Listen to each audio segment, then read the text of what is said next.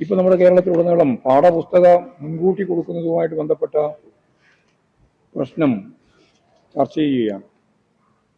നമ്മുടെ മുൻകൂട്ടി കൊടുക്കുന്നത് ഒരു അപരാധമാണെന്ന നിലയിലാണ് UDF പറയുന്നത്.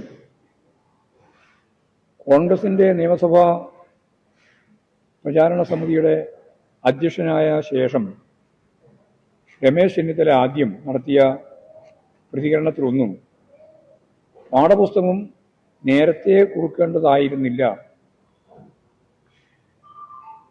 UDFിൻ്റെ പൊതു നിലപാട് ഇതിനെതിരാണ് എന്ന് പറഞ്ഞാൽ കൊടുക്കുന്നതിനെതിരാണ് എന്നാണ്. പാഠപുസ്തകം സമയത്ത് കൊടുക്കുന്നത് യഥാർത്ഥത്തിൽ കുട്ടികൾക്ക് കൃത്യമായിട്ട് പഠിക്കാൻ സൗകര്യം നൽകുന്ന ഒന്ന് തന്നെയാണ്. അതിപ്പോൾ 9ാം ക്ലാസ് തീരാതെ 10ാം ക്ലാസ്സിൻ്റെ പുസ്തകം എന്തിനാണ് കൊടുക്കുന്നത് എന്നാണ് ചോദ്യം. ഇപ്പോൾ കേരളത്തിലാണെങ്കിൽ 9ാം ക്ലാസ്സും വരെ എല്ലാ കുട്ടികളും പാസ്സാകുന്നതാണ്. അപ്പോൾ തോറ്റോ ജയിച്ചോ എന്നുള്ളത് അറിയുന്ന കാര്യങ്ങൾ എന്താണെന്ന് മനസ്സിലാവാതെ വെറുതെ ഇങ്ങനെ ഓരോന്നും പറഞ്ഞുകൊണ്ടിരിക്കുന്നു എന്നുള്ളതാണ് നമ്മുടെ മുമ്പിലുള്ള ചിത്രം.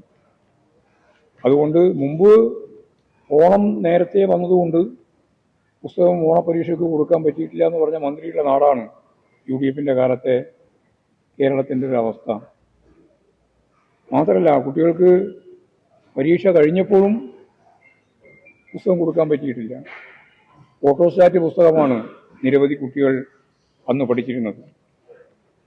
അപ്പോൾ ഇതെല്ലാം നമ്മൾ കൃത്യമായിട്ട് മനസ്സിലാക്കി കാര്യങ്ങൾ പറയുന്നതിന് പകരം രമേശ് ചെന്നിത്തല ഇങ്ങനെ പറഞ്ഞപ്പോൾ വി.ഡി. സതീശനൊന്നും പറയാതിരിക്കാൻ പറ്റില്ല എന്നുള്ളതുകൊണ്ട് അദ്ദേഹം പറഞ്ഞുകൊണ്ടിരിക്കുന്നത് മുഴുവൻ നുണയാണല്ലോ. നുണ പറഞ്ഞുകൊണ്ടിരിക്കുന്നതിൻ്റെ ഭാഗമായിട്ട് ഒരു കാര്യം കൂടി നുണ കൂടി പറഞ്ഞിരിക്കുകയാണ്. അത് UDFിൻ്റെ കാലത്ത് പാഠപുസ്തകങ്ങൾ ഒരു പ്രാവശ്യം മാത്രമേ, ഒരു തവണ മാത്രമേ മുടങ്ങിയിട്ടുള്ളൂ എന്നാണ് അദ്ദേഹം പറയുന്നത്.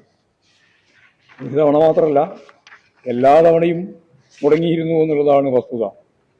എന്നിട്ടാണ് കോൺഗ്രസിൻ്റെ മുഖപത്രത്തിന് പോലും മുഖപ്രസംഗം എഴുതേണ്ടി വന്നിട്ടുള്ളത്. അപ്പോൾ അത് അദ്ദേഹം മറന്ന് പുതിയ രീതിയിൽ അതിനെ കൈകാര്യം ചെയ്യാൻ ശ്രമിക്കുകയാണ്. അപ്പോൾ പച്ചക്കള്ളം വീണ്ടും പറഞ്ഞ് ജനങ്ങളെ പറ്റിക്കാനാണ് പ്രതിപക്ഷ നേതാവ് ശ്രമിക്കുന്നത്.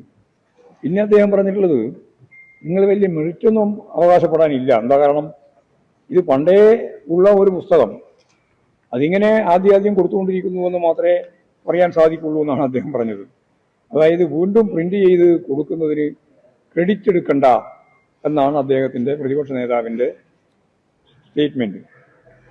യഥാർത്ഥത്തിൽ ഈ പാഠപുസ്തകങ്ങളെല്ലാം പരിഷ്കരിപ്പിച്ച പാഠപുസ്തകങ്ങളാണ്.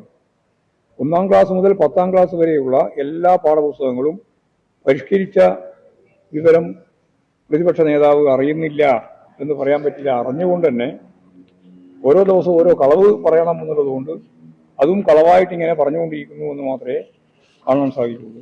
അപ്പോൾ പ്രതിപക്ഷ നേതാവ് പണ്ട് പ്രിന്റ് ചെയ്ത് വെച്ച പുസ്തകം അത് റീപ്രിന്റ് ചെയ്ത് ഇങ്ങനെ കൊടുത്തുകൊണ്ടിരിക്കുകയാണ്, അതിന് മെറിറ്റില്ല എന്നാണ് പറഞ്ഞത്. അപ്പോൾ ഞാൻ പറയുകയാണ്, 1ാം ക്ലാസ് മുതൽ 10ാം ക്ലാസ് വരെ പുതിയ പാഠപുസ്തകമാണ് തയ്യാറാക്കി കൊടുക്കുന്നത് എന്നെല്ലാവർക്കും അറിയുന്ന കാര്യമാണ്.